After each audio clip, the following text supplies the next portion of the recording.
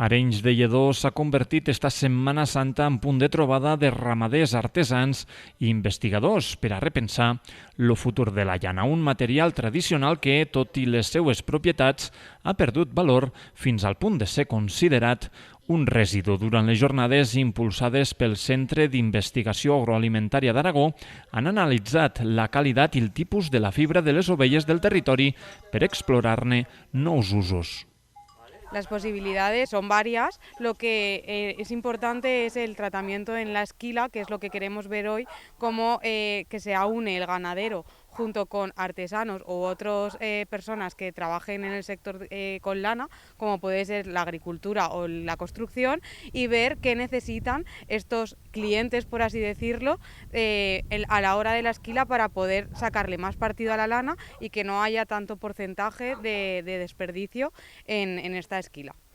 Durant 3 dies, els participants han combinat sessions teòriques amb visites a explotacions ramaderes per a conèixer de primera mà les diferències entre races i les característiques de cada tipus de llana. L'objectiu és connectar el món ramader en lo de la transformació i generar noves oportunitats econòmiques al territori. Es una materia prima de muy alto valor y que tiene unas propiedades que no son inigualables a ninguna otra materia prima, ni natural y mucho menos artificial o sintética. El poner en valor esas propiedades y saber cómo explotarlas, otorgando usos apropiados a cada tipo de lana, ya nadie lo llamaría residuo porque serían productos acabados de alto valor. Malgrat les possibilitats, la realitat del sector és complicada. Per als ramaders, actualment, la llana és més un cost que un benefici. L'esquilada és obligatòria per al benestar animal i la llana l'emmagatzemen sense una sortida clara.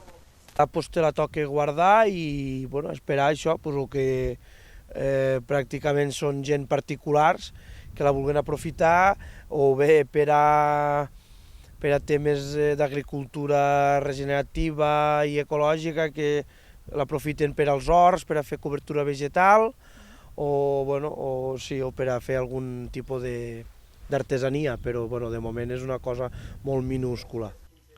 Tot i això, iniciatives com aquestes busquen capgirar la situació des de l'ús com aïllant per a la construcció fins a aplicacions agrícoles o productes artesanals. La llana podria recuperar part del seu valor històric. El repte és coordinar tots els actors implicats i adaptar la normativa per a facilitar-ne l'aprofitament.